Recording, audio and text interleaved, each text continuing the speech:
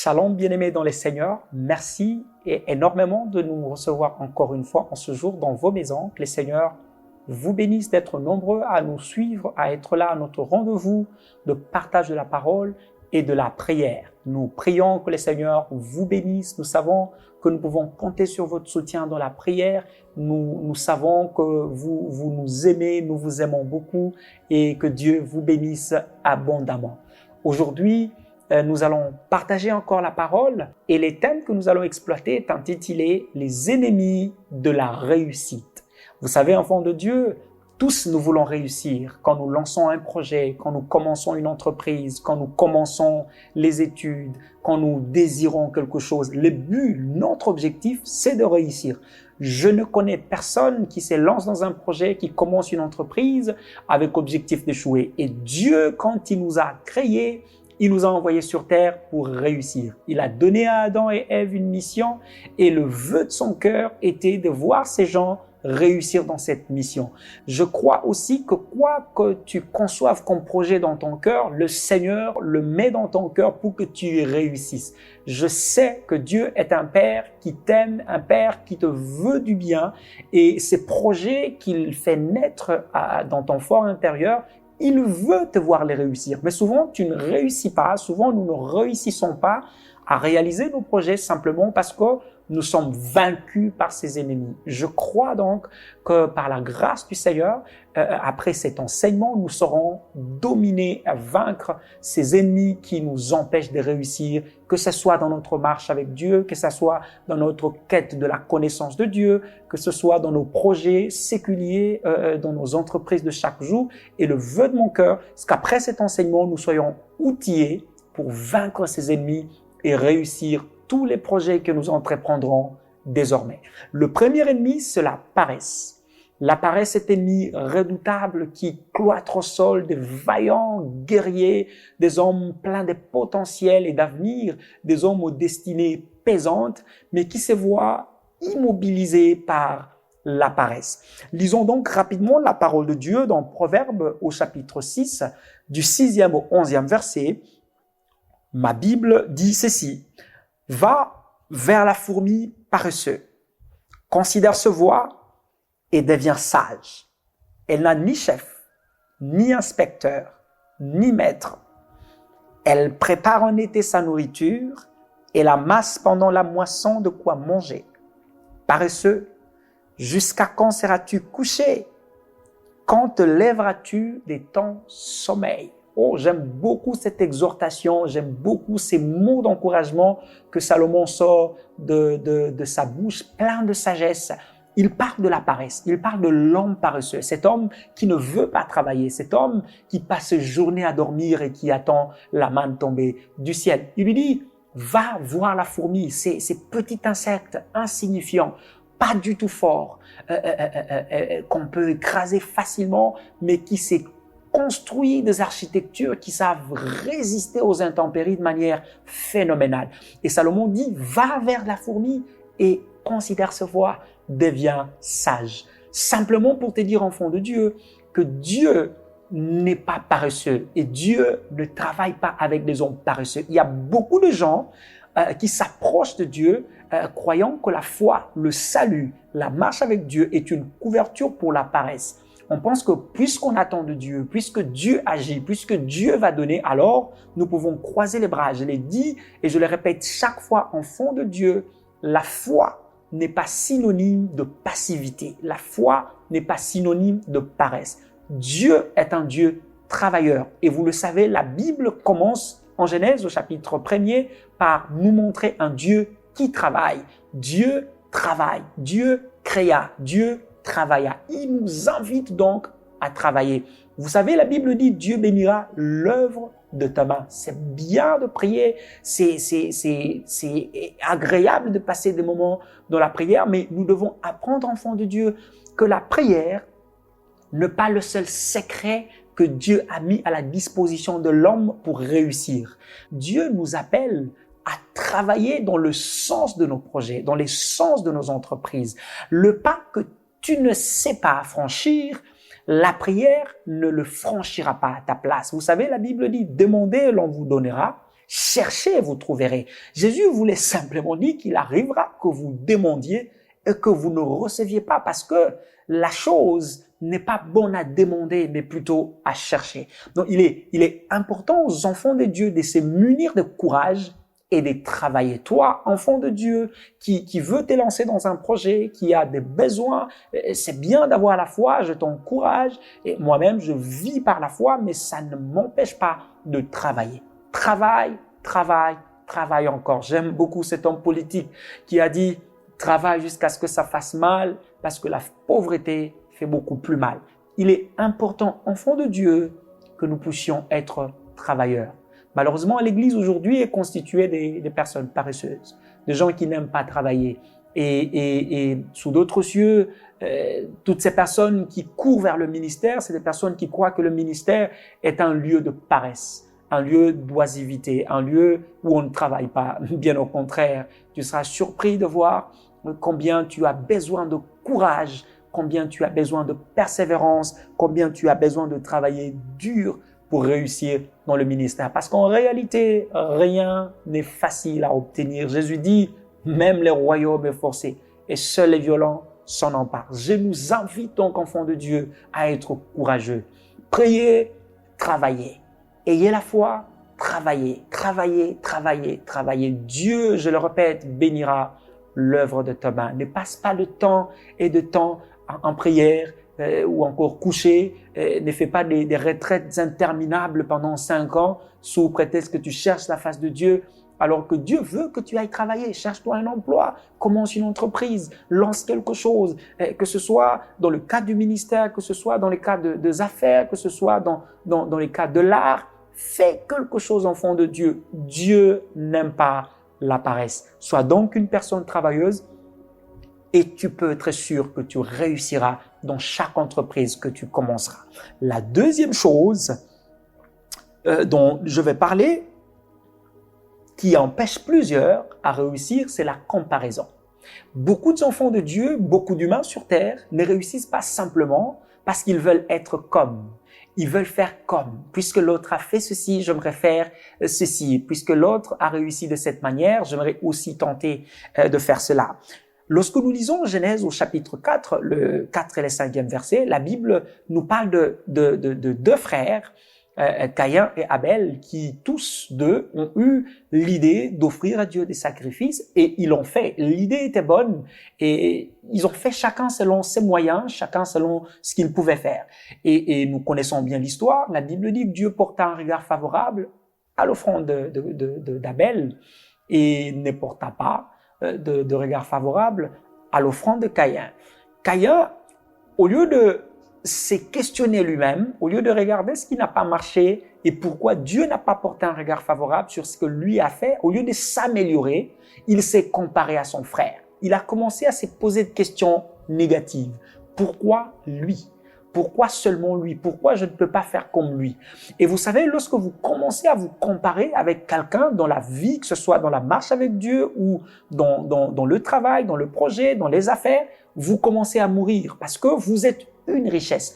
En vous, Dieu a mis une réponse à une question spécifique sur terre. Enfant de Dieu, j'aimerais te dire que tu contiens la solution à un problème donné sur terre. Faire des choses comme les autres, c'est priver en fait de l'humanité tout entière de toutes ces richesses immenses que Dieu n'a mis qu'en toi.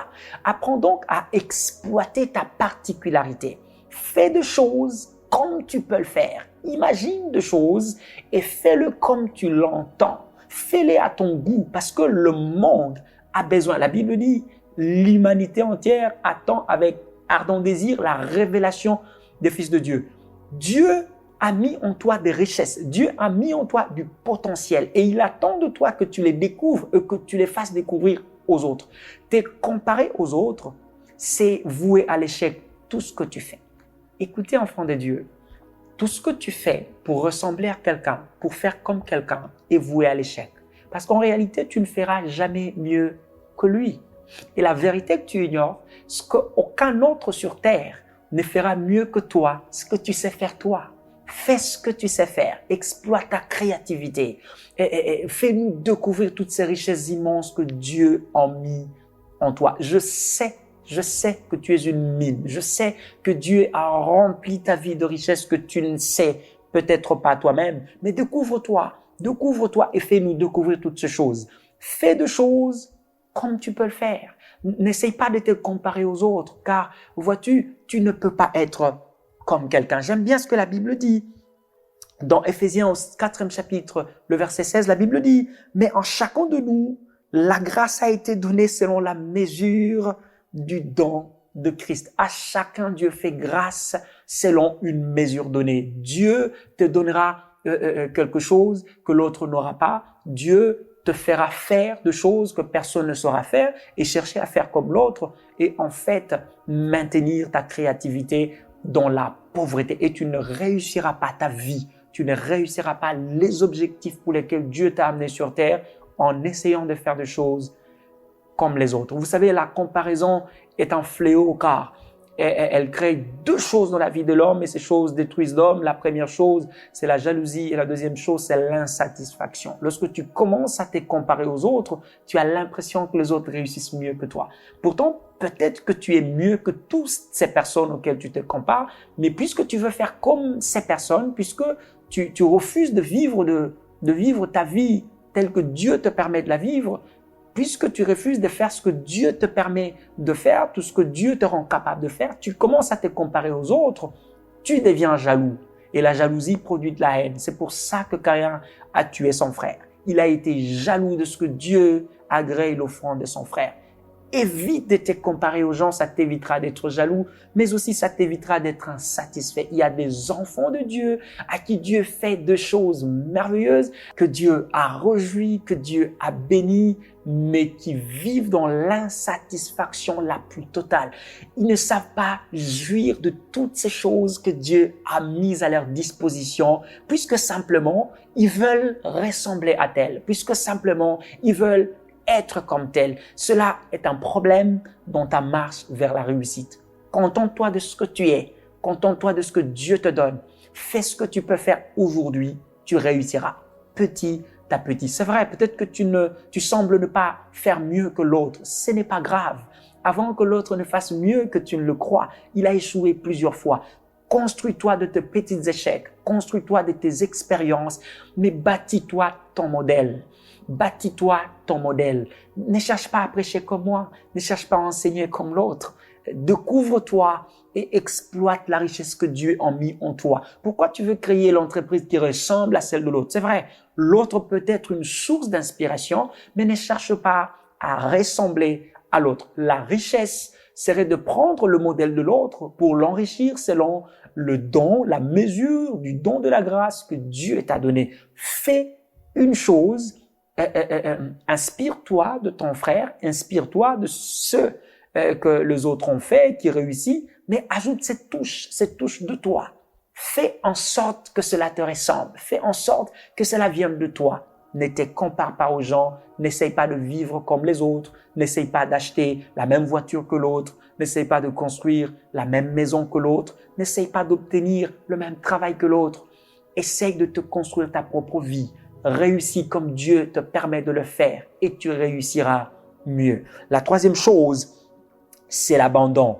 L'abandon est un fléau, un ennemi qui terrasse beaucoup de gens. Beaucoup de gens ne réussissent pas dans la vie parce que simplement ils abandonnent. Ils abandonnent très vite au point qu'ils n'atteignent pas leurs objectifs. Ils ne réalisent pas leur mission sur terre. Ils ne parviennent pas à atteindre les objectifs qui se sont fixés, que ce soit dans la marche avec Dieu ou encore dans la vie de chaque jour, parce que simplement, il s'est dit, c'est assez, j'en ai assez, je suis fatigué, j'abandonne là. Enfant de Dieu, j'aime bien cette phrase qui dit, le lâche ne gagne jamais et le gagnant ne lâche jamais.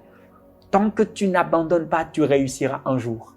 Un homme me disait un jour, et j'étais béni par cette parole, il me dit, la réussite n'est pas réservée à ceux qui sont forts, à ceux qui connaissent plus que les autres. La réussite est réservée à ceux qui n'abandonnent pas. Si tu n'abandonnes pas, crois-moi, tu finiras par réussir. Tu commenceras petit et la Bible dit, ne négligez pas le faible commencement. Ton commencement ne ressemblera sûrement pas à quelque chose de glorieux, mais tiens fort, n'abandonne pas parce que tant que tu n'abandonnes pas, tu espères à la réussite. L'abandon est quelque chose que tu ne dois pas laisser entrer dans tes perspectives. Souviens-toi, tant que tu vis, il y a de l'espoir. Alors n'abandonne pas. Tu n'as peut-être pas les mêmes ressources. Oui, tu n'as peut-être pas les mêmes connexions. Je suis d'accord avec toi que tu n'as pas la même expérience, mais l'expérience s'est construite. Aucun humain n'est né avec l'expérience. Jésus a pris 30 ans sur terre pour commencer son ministère. Écoute, tu as besoin de prendre le temps. Prends le temps qu'il te faut, mais de grâce, n'abandonne pas. Tiens fort ta vision. Garde ce projet. Tu échoueras la première fois, tu échoueras la deuxième fois, tu échoueras peut-être la troisième fois, tu échoueras peut-être la quatrième fois, mais crois-moi, enfant de Dieu, tant que tu n'abandonnes pas, tu finiras par réussir. Va lire, inspire-toi de tous ces grands du monde, dans la technologie, dans la science, dans la politique, dans la religion, et demande, pose-leur la question, combien de fois ils ont échoué. Je suis fasciné par les histoires de ces gens. Certains ne sont même pas allés à l'école. Certains n'ont pas eu leur bac. Certains ne savaient même pas s'offrir un pain. Certains viennent des familles négligeables, inconnus, très pauvres. Ils n'ont pas abandonné, ils sont au sommet aujourd'hui. Oui, il t'arrive de te poser des questions. Qui suis-je pour atteindre ces niveaux? Qui suis-je pour faire cela? Qui suis-je pour donner cette leçon? Qui suis-je pour réaliser ça? Qui suis-je pour commencer cette entreprise? Qui suis-je pour changer ça alors que tout le monde n'a pas essayé, tout le monde n'a pas réussi? J'aimerais te poser une question simple. Qui es-tu pour ne pas le faire? Qui es-tu pour ne pas le réaliser? Qui es-tu pour ne pas atteindre cet objectif? Tu te poses des mauvaises questions. La bonne question, c'était de te demander qui es-tu pour ne pas arriver à cet objectif? Qui es-tu pour ne pas réaliser ton projet? Tu as tous les potentiels, tu as toutes les ressources en toi et Dieu est de ton côté. Tiens fort, n'abandonne pas, ne lâche pas le morceau. Tiens fort et tu finiras par réussir. Vous savez, il y a deux grandes raisons pour lesquelles beaucoup de gens abandonnent et j'aimerais partager cela avec toi avec espoir que ça t'aide à ne pas abandonner, à ne pas lâcher, à tenir fort jusqu'à atteindre tes objectifs. La première raison, c'est la prétention de la réussite. La prétention de la réussite. Beaucoup de gens, ils se disent, ça y est, je finis, ça y est, j'ai atteint mon objectif. Et souvent, quand vous regardez leur vie, c'est des objectifs maigres, de petites choses qu'ils ont réalisées dans la vie et ils se résument à cela. Ils se disent, c'est bon, je crois que je peux me satisfaire de ceci. J'aimerais donc mettre au challenge un jeune, un enfant de Dieu qui me suit et te demander de rêver grand, d'aller au-delà de tes attentes, de repousser tes limites, d'élargir l'espace de ta tente, comme le dit la Bible, de ne pas te contenter des miettes, de ne pas te contenter de la soupe, de ne pas te contenter de la rosée. La Bible parle, quand elle parle de bénédiction, de la rosée, mais aussi de la pluie. Ne te contente pas de la rosée. Attends la pluie. Et quand la pluie arrivera, ne te contente pas de la première. Attends la pluie ou les pluies de la première, mais attends, sois assez fort pour attendre aussi les pluies de l'arrière-saison. Et Dieu est capable de t'amener loin. Vous savez, je suis fasciné par cette façon de Dieu de parler de la réussite de ses enfants. Il dit, voici mon serviteur prospérera, il s'avancera, il montera et il sera haut placé. Dieu parle de la réussite, de la prospérité dans plusieurs dimensions, Cela veut dire que Dieu ne nous veut pas seulement prospères sous une dimension. Il nous arrive d'abandonner alors que Dieu n'en avait pas encore fini avec nous. Dieu avait encore beaucoup de choses à faire avec nous. Dieu voulait nous amener loin et loin encore. Dieu veut que nous prospérions, que nous avancions, que nous montions, que nous soyons haut placés. Et cela est le vœu de Dieu pour toi. Alors, lorsque Dieu te permet de réaliser une chose, ne lâche pas parce que tu crois que tu es arrivé au sommet.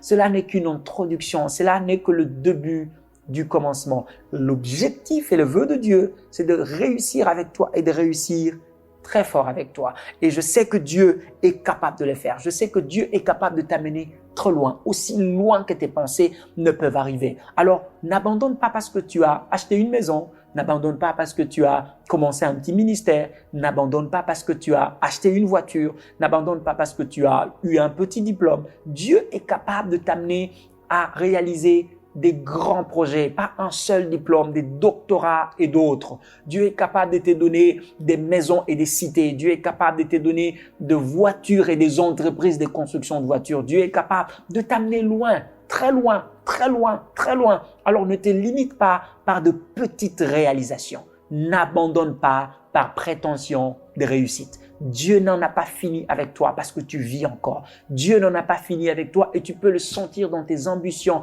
dans ta volonté de continuer, dans ta volonté de prendre des ailes et de courir fort. Dieu a un projet et il veut l'atteindre avec toi. Alors, ne limite pas Dieu dans ta façon de croire que tu es arrivé. Ne limite pas Dieu dans ta façon de croire que tu es au bout de tes efforts, au bout de tes réalisations, parce que Dieu, lui, il veut t'amener loin. Dieu veut t'amener à te découvrir, à comprendre que tu n'es pas aussi petit que tu ne le crois. Et la deuxième raison pour laquelle plusieurs d'entre nous abandonnent, c'est la prétention de l'incapacité, la prétention de l'incompétence. C'est ce qui est arrivé à cet homme de Gédéon. Lorsque l'ange lui dit vaillant héros, Gédéon dit non, je ne suis pas un vaillant. D'ailleurs, tu me connais peut-être pas bien. Ça arrive à plusieurs d'entre nous de sentir de projets venir dans la tête et être effrayé parce que Dieu dépose dans nos cœurs. En fait, tu trouves que c'est tellement grand que toi, tu t'es dit, je ne suis pas compétent, je n'ai pas les capacités pour atteindre ces objectifs. Enfant de Dieu, le Dieu qui met ses projets dans ton cœur, il est capable de te permettre de les réaliser. Souviens-toi qu'il est celui qui donne la sémence au semeur. Crois à ce que Dieu dépose dans ton cœur. Pose le premier pas, avance avec Dieu, avec assurance et foi, travaille dur, tu atteindras cet objectif. Je viens de te le dire. Qui es-tu pour ne pas délivrer ton peuple? Qui es-tu pour ne pas construire cet empire? Qui es-tu pour ne pas réaliser cet objectif? Enfant de Dieu, aucune vision n'est grande que ton esprit. Aucun objectif n'est grand que des compétences et des richesses que Dieu a mis à l'intérieur de toi. Alors, arrête de te sous-estimer, arrête de te croire incompétent parce que Dieu t'a rendu capable. Et l'ange dit à Gédéon, va avec la force que tu as. J'aimerais dire la même chose à un enfant de Dieu qui me suit en ce moment. Va avec la force que tu as. Va avec la petite expérience négligeable que tu as. Va avec la toute petite connaissance aussi négligeable que tu as. Va avec ça parce que Dieu est avec toi. Ceux qui ont bâti des empires, ceux qui ont construit des entreprises de millions et des milliards n'avaient rien de plus que toi. Toi, tu as Dieu, tu as la foi, tu as le Saint-Esprit, tu as tout ce qu'il faut pour réussir. Alors arrête de te dire incapable, car tu es tout ce qu'il y a de capable. Tu peux réaliser tout ce que tu es capable de te dire, je peux réaliser. Vous savez, j'aime bien cette phrase qui dit, si tu peux le penser, tu peux le faire. Si tu peux le rêver, tu peux le posséder. Si tu peux le penser, tu peux l'atteindre. Alors chaque pensée que Dieu pose dans ton cœur, tu peux l'atteindre, tu peux le réaliser. Arrête de te croire incapable. Tu sens le besoin d'enseigner, tu sens le besoin de construire, de bâtir, de commencer une formation, d'étudier, de réaliser un projet. Mais tu te crois tellement petit, tu te vois insignifiant, tu te dis qu'est-ce que je veux dire à tous ces vieux, qu'est-ce que je veux dire à toutes ces personnes expérimentées, qu'est-ce que je vais apporter comme pierre parce que je crois que tout est déjà fait, tout est déjà dit. Non, ce que Dieu a mis en toi n'a pas encore été dit par personne. Ce que Dieu a mis en toi n'a pas encore été réalisé, car personne d'autre que toi n'est capable d'y arriver. Tu es la réserve de Dieu. En toi, Dieu a mis des choses dont tu n'as pas le droit de nous priver. Nous attendons ces choses. Peut-être que tu es la seule voie par laquelle Dieu visitera le monde. Tu es la seule voie par laquelle Dieu parlera à quelqu'un. Tu es peut-être la seule voie par laquelle Dieu visitera ta famille, ton pays, ta nation. Alors, s'il te plaît, n'éprive pas toutes ces personnes qui attendent de bénéficier de la grâce que Dieu a mis en toi de cette opportunité. Crois en toi et travaille dur. Sois pas paresseux, travaille fort et surtout, crois en toi. N'abandonne pas, enfant de Dieu, et tu atteindras les objectifs que tu t'es fixes. Je prie donc que le Seigneur fasse que cette parole influence ta façon de vivre ta vie, ta façon de travailler, de concevoir tes projets et tes entreprises. Je nous invite donc à prier afin que le Seigneur nous assiste, que le Seigneur nous permette d'atteindre tous les objectifs que nous nous fixons. Prions le Seigneur. Père, merci pour ta parole. Merci car tu as parlé à notre âme. Merci car nous nous sentons équipés. Nous nous sentons prêts pour aller vers nos objectifs. Longtemps, nous avons été paresseux. Nous avons attendu que les choses s'effacent d'elles-mêmes. Mais en ce moment, tu nous équipes. Nous nous sentons donc prêts.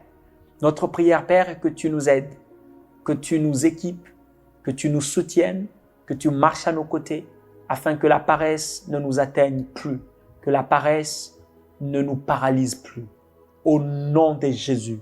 Seigneur roi, nous te demandons donc de nous permettre d'atteindre nos objectifs, aussi grands, aussi imposants qu'ils soient. Accorde-nous, Père, de ne pas nous comparer aux autres, de faire des choses selon la mesure de la grâce que tu nous accordes, de vivre notre vie selon que tu nous permets de la vivre.